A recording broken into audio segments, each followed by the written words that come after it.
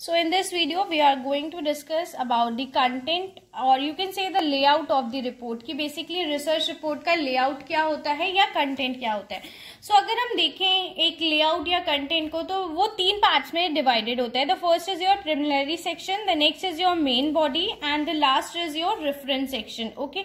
So इन्हीं तीन section में आपके basically report को लिखा जाता है. जो एक proper content होता है या layout होता है report का वो यही होता है. ठीक, तो now start one by one. The first is your preliminary section. What is preliminary section? This section include the front page of the research. आपकी रिसर्च का जो फ्रंट पेज होता है उसी को हम प्रिलिमिनरी सेक्शन बोलते हैं. अब प्रिलिमिनरी सेक्शन में क्या क्या होते हैं, तो प्रिलिमिनरी सेक्शंस में और कौन कौन सी चीजें इंक्लूड होती हैं. The first is your title page. जो आपका टाइटल पेज होता है वो आपका प्रिलिमिनरी सेक्शन में आता है. What is title page? The first page of the report is the title page. Okay, जो आपकी रिपोर्ट का फर्स्ट पेज होगा वो आपका टाइटल पेज होगा. The title page should be concise and adequately descriptive. आपको इस बात का ध्यान रखना है कि आपकी रिसर्च में जो भी टाइटल पेज है एक तो वो बहुत ज्यादा लेंदी नहीं होना चाहिए, बहुत ज्यादा डिटेलिंग में नहीं होना चाहिए, कंसाइज होना चाहिए और एडिक्वेटली डिस्क्रिप्टिव होना चाहिए. इट मीन्स दैट जितनी हमें नीड है उतना डिस्क्रिप्शन उसमें मेंशन होना चाहिए. अब आपके टाइटल पेज में क्या क्या इंक्लूड होता है, तो आपके टाइटल पेज में इंक्लूड होता है टाइटल ऑफ प्रोजेक्ट, यानी कि बेसिकली आपके टाइटल क्या है प्रोजेक्ट का. ठीक, वो आपका टाइटल पेज में इंक्लूड होता है. दूसरा होता है आपका जो भी आप कंपनी, ऑर्गेनाइजेशन या फिर जिस भी चीज पे रिसर्च कर रहे हो तो वो name of organisation, company, institution कुछ भी हो सकता है, उसका नेम मेंशन होता है. Okay. The next is purpose of for which project is presented. और एक आपका लिखा होता है कि बेसिकली पर्पस क्या है. ठीक है, आप जो पर्पस किस बेसिस किसके लिए क्या ऑब्जेक्टिव है आपका रिसर्च करने के लिए, वो सारी चीजें आपकी टाइटल पेज में मेंशन होती हैं. Okay. The next is your preface या फिर आप इसको एक्नॉलेजमेंट पेज भी बोल सकते हो. तो प्रेफेस या एक्नॉलेजमेंट पेज में क्या होता है, it include the background and reason for the study. कि बेसिकली आपने जो भी आपकी रिसर्च का बैकग्राउंड रहा है वो सारा बैकग्राउंड आपका एक्नॉलेजमेंट पेज में इंक्लूड होता है. ठीक है. It also include a brief account of background, scope, purpose, general nature of the research upon which the report is being conducted. It means that इसमें बेसिकली क्या होता है, जो आपको एक ब्रीफ अकाउंट गिवन होता है बैकग्राउंड के बारे में, स्कोप के बारे में, पर्पस के बारे में कि किस चीज पे बेसिकली रिसर्च की जा रही है. ठीक है. तो बेसिकली यहाँ पे क्या होता है कि आपको इसको हम प्रेफेस या एक्नॉलेजमेंट पेज भी बोलते हैं. अच्छा, one more important thing is that in acknowledgement the researcher acknowledge the assistance and support received from individual organization in conducting the research. It means that basically कि researcher को जिस organisation ने या जिस किसी पर्सन ने आपकी रिसर्च को कंडक्ट कराने में हेल्प की है वो उसके बारे में भी एक्नॉलेजमेंट पेज में इंट्रोडक्शन मेंशन करता है. मतलब उसके बारे में भी एक्नॉलेजमेंट पेज में कम्युनिकेट करता है कि पर्टिकुलर पर्सन के थ्रू या पर्टिकुलर ऑर्गेनाइजेशन ने उसको हेल्प किया है इस रिसर्च को कराने में. तो बेसिकली जिसने भी उसकी असिस्टेंस की होती है उसका नेम या उसके बारे में भी एक्नॉलेजमेंट पेज में मेंशन होता है. Okay. The next is content page. Content page क्या होता है कि बेसिकली जो आपकी table of content gives outline of the content of the report. कि आपकी बेसिकली जो रिपोर्ट है उसकी जो आउटलाइन होती है वो आपकी कंटेंट पेज में होती है. The purpose of the table of content are to provide an overview of the material provided in the project report. कि basically आपका ये एक overview होता है कि आप पूरे रिसर्च में क्या क्या चीजें बताने वाले हो वो सारी चीजें आपकी किस में होती हैं, कंटेंट पेज में होती हैं. या फिर आप इसको इंडेक्स भी बोल सकते हो इन सिंपल लैंग्वेज. हम इसे इंडेक्स भी बोलते हैं कि आपकी बेसिक रिसर्च का जो इंडेक्स होता है उसको हम कंटेंट पेज भी बोलते हैं.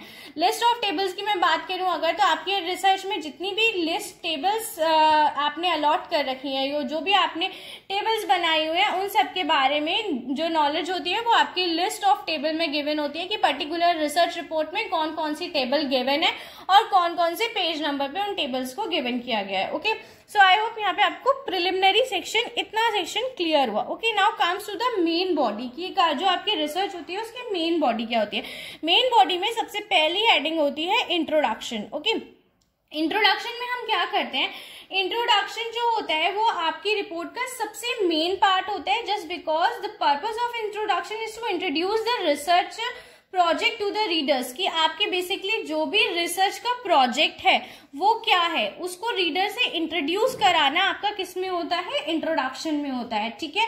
सो इस बात का आप ध्यान रखना कि आपके रीडर को जो इंट्रोडक्शन प्रिपेयर करना होता है उसमें उसको बहुत ज्यादा ध्यान देना होता है, जस्ट बिकॉज यहाँ पे क्या करते हैं हम अपने जो हमारे प्रोजेक्ट का टाइटल है, जो हमारा पर्पस है रिसर्च प्रोजेक्ट बनाने का, उसको हम इंट्रोड्यूस कराते हैं किसके साथ, रीडर्स के साथ में। Okay, the first is statement of the problem. Statement of the problem means basically कि किस प्रॉब्लम को लेके आप स्टडी कर रहे हो, ठीक है, आपकी प्रॉब्लम क्या है basically. Next is importance of the problem, कि उस प्रॉब्लम की इंपॉर्टेंस क्या है। अगर आप किसी ऐसी प्रॉब्लम को लेके स्टडी कर रहे हो जो सोसाइटी से रिलेटेड है, तो सोसाइटी में उस प्रॉब्लम की स्टडी करने की बेसिक इंपॉर्टेंस क्या है, अगर हम उसके सजेशंस या फिर हम उसके कोई फाइंडिंग्स निकाल लेते हैं तो उससे हमें क्या बेनिफिट्स होंगे, तो वो इंपॉर्टेंस ऑफ द प्रॉब्लम में आ जाते हैं। अगर आप कोई ऑर्गेनाइजेशन से रिलेटेड स्टडी रिसर्च कंडक्ट करा रहे हो तो उसमें बेसिकली जो इंपॉर्टेंस निकल के आती है वो ऑर्गेनाइजेशन की कंटेक्स्ट में निकल के आती है, कि बेसिकली अगर आपकी यहाँ पे अगर हमारी ये रिसर्च कंप्लीट हो जाती है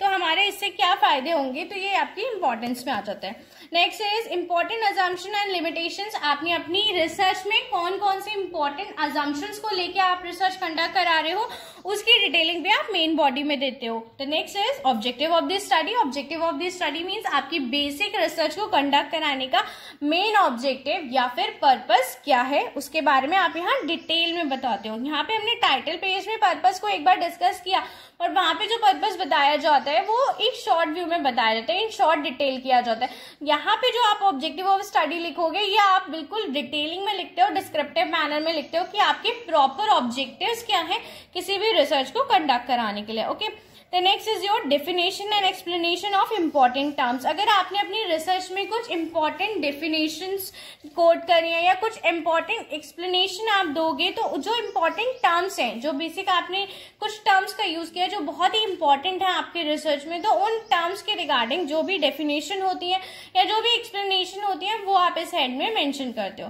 The next is review of literature। review of literature में हम क्या करते हैं कि बेसिकली आप जो रिसर्च कर रहे हो उसका आपने लिटरेचर का रिव्यू भी किया होगा, तो लिटरेचर का जो रिव्यू होता है वो पार्ट बी में आता है कि आपने बेसिकली पास डेटा कौन सा उठाया है, हिस्टोरिकल डेटा आपने क्या लिया है, तो वो आपका किस में आता है, रिव्यू ऑफ लिटरेचर में आता है। The next is research methodology. Research methodology की अगर मैं बात करती हूँ तो आपने किस तरीके से अपने रिसर्च को कंडक्ट कराया है, बेसिकली इसमें आपका सैंपल साइज क्या है, मेथड्स ऑफ कलेक्शन डेटा क्या है, आपने किस मेथड से डेटा कलेक्ट किया है, आपने प्राइमरी मेथड यूज किया है डाटा का या सेकेंडरी मेथड यूज किया है, ये आप पर डिपेंड करता है। इसी चीज को आप यहाँ पे मेंशन करते हो कि आपने प्राइमरी मेथड्स के थ्रू डेटा कलेक्ट किया है या आपने सेकेंडरी मेथड के थ्रू डेटा कलेक्ट किया है। दूसरी चीज, आपने टेस्टिंग कौन सी अप्लाई की है, यानी कि किस टेस्टिंग के थ्रू आपने अपने रिजल्ट को फाइंड आउट किया है, टी टेस्ट लगाया, जेड टेस्ट लगाया, क्वाई स्क्वायर टेस्ट लगाया, जो भी टेस्ट लगाया उस टेस्टिंग को यहाँ पे हमें मेंशन करना होता है कि बेसिकली आपने कौन सी टेस्टिंग की टेक्निक अप्लाई की है।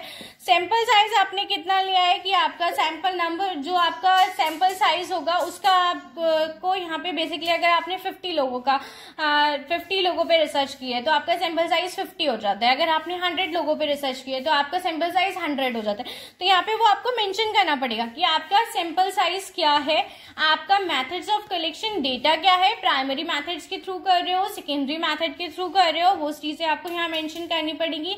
सैम्पलिंग की टेक्निक क्या है, रैंडम सैम्पलिंग है, नॉन रैंडम सैम्पलिंग है, यानी कि वो भी आपको यहाँ पे कलेक्ट कर लिखना पड़ेगा कि आप यहाँ पे इसको एक चीज और मेंशन कर सकते हो कि सैम्पलिंग टेक्निक क्या है आपकी, ठीक, आप कौन सी टेक्निक के थ्रू आप अपना डेटा ले रहे हो, रैंडम या फिर नॉन रैंडम, और फिर आपकी टेस्टिंग की कंडीशंस क्या है, आपने कौन सा टेस्ट लगाया, तो वो सारी चीजों की आपको यहाँ पे डिटेलिंग लिखनी पड़ती है। The next is your result and analysis of data. Result and analysis of data की अगर मैं बात करती हूँ तो result of analysis of data में आपकी क्या आता है, टेस्ट आते हैं कि जो भी आपके टेस्ट के रिजल्ट निकल के आए, यहाँ पे बेसिकली हम इसको इंटरप्रिटेशन ऑफ डेटा भी बोलते हैं। यहाँ पे हम क्या करते हैं, यहाँ पे हम चार्ट्स बनाते हैं, पाई चार्ट्स बनाते हैं, बार ग्राफ बनाते हैं, या फिर आप लाइन डायग्राम बनाते हो, तो उन सारी चीजों के बारे में आपको यहाँ पर डिटेलिंग देनी पड़ती है कि आपका रिजल्ट क्या निकल के आया, टेस्टिंग क्या है, आपने कौन कौन सी टेबल्स बनाई है और आपके फिगर कौन कौन सी है, आपने पाई चार्ट बनाए हैं, आपने बार ग्राफ बनाए हैं, आपने हिस्टोग्राम बनाए,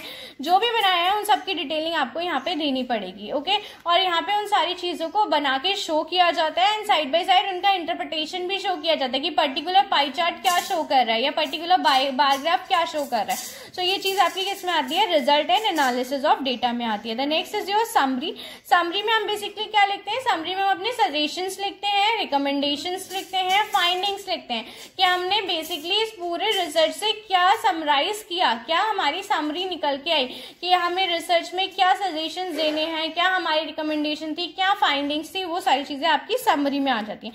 लास्ट सेक्शन होता है आपका रेफरेंस सेक्शन। रेफरेंस सेक्शन में आप क्या करते हो, आप इसमें अपनी बिब्लियोग्राफी लिखते हो, यानी कि अगर आपने किसी वेबसाइट की हेल्प ली है तो भी आप इसमें मेंशन करोगे, अगर आपने किसी बुक की हेल्प ली है तो भी आप इसमें मेंशन करोगे, या आपने जिस भी रिसोर्स की हेल्प ली है उस रिसोर्स को हम यहाँ पे बिब्लियोग्राफी में मेंशन करते हैं। और अपेंडिक्स में मींस हमारी रिसर्च रिपोर्ट के साथ और क्या क्या चीजें एक्स्ट्रा हमने ऐड किया है, लाइक हमने कंपनी की रिपोर्ट्स ऐड कर दी, ठीक है, क्योंकि हमने उस रिपोर्ट के बेसिस पे हमने अपने पाई चार्ट्स बनाए थे, तो वो सारी चीजें आपके अपेंडिक्स में आ जाती है कि एक्स्ट्रा आपने क्या क्या उसमें अटैच करा है, वो सब अपेंडिक्स में आएगा। ओके, सो आई होप यहाँ पे आपको जो कंटेंट था आपकी रिसर्च रिपोर्ट का या लेआउट था वो समझ में आया होगा। In the next video we will discuss about the types of the report. Thank you, have a good day.